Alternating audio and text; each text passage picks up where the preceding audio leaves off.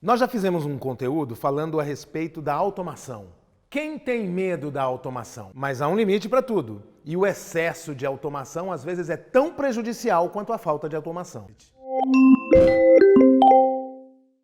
Damas e cavalheiros, eu sou Marco Salvo, mestre do ERP, e quero falar hoje com vocês a respeito do excesso de automação. Nós já fizemos um vídeo, tá o link aqui para você acessar se você quiser, falando a respeito das empresas que têm medo de automatizar e que isso é ruim porque perde-se muitas oportunidades de escalabilidade, perde-se muitas oportunidades sobre vários aspectos, porque as empresas entendem que os seres humanos é que dão conta de fazer certas coisas que o computador poderia fazer muito melhor. Por outro lado, existem algumas empresas que pecam pelo excesso de automação.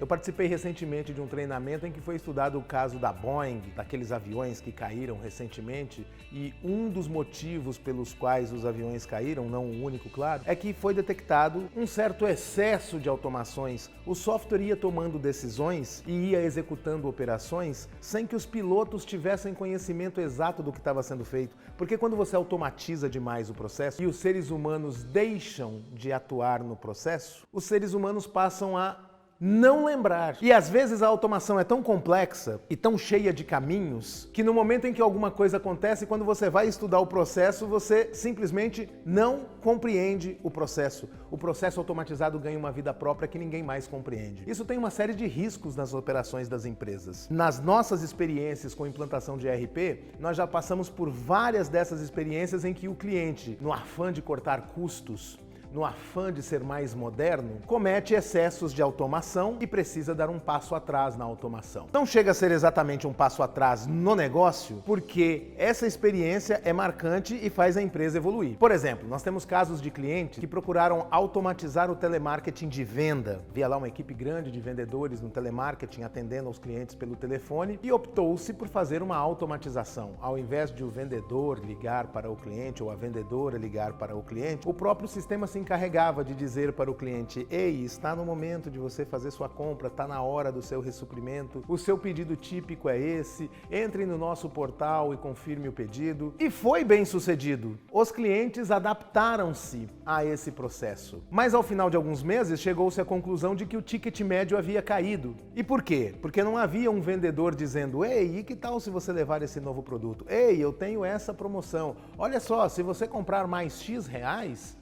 o frete é grátis. Essa falta de calor humano na relação levou a uma queda do ticket médio e as vendas caíram. Os custos caíram, as vendas caíram também.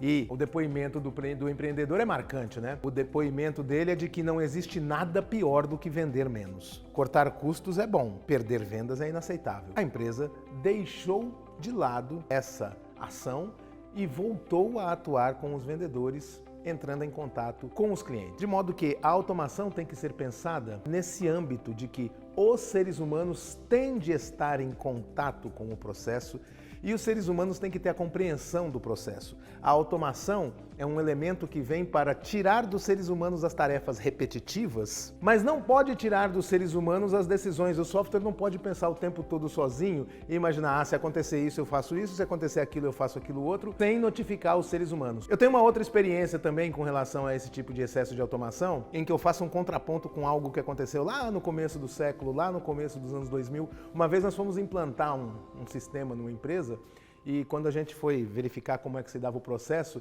nós perguntávamos para a pessoa: o que é que você faz? Ela disse assim: eu carimbo a via rosa e mando para a logística. Mas a via rosa vem de onde? Eu não sei, eu só confiro aqui e mando para a logística. Não, mas o que você confere? Eu confiro isso.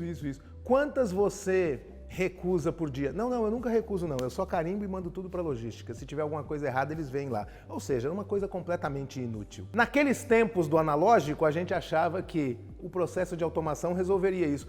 Mas hoje acontece a mesma coisa. Quando a gente vai entrevistar uma pessoa e perguntar: o que é que você faz? Ela diz: não, eu não sei não, aparece aqui na minha lista de tarefas, eu executo e passo para frente, porque a pessoa não tem compreensão dos processos que foram executados lá atrás. E aí, quando acontece alguma coisa errada, quando falta energia elétrica, quando falta internet, quando o servidor cai, quando acontece alguma coisa em que o processo automatizado não pode ser executado, ninguém sabe o que fazer e a empresa para.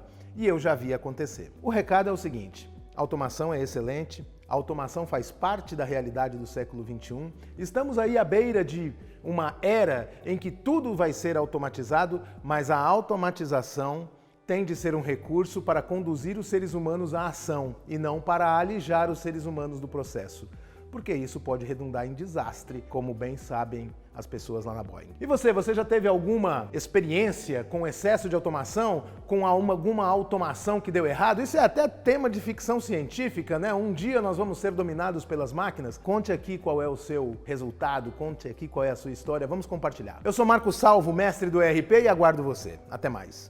Se você gostou desse conteúdo ou se você conhece alguém que pode tirar proveito desse conteúdo, compartilhe com essa pessoa, deixe um like, se inscreva no canal.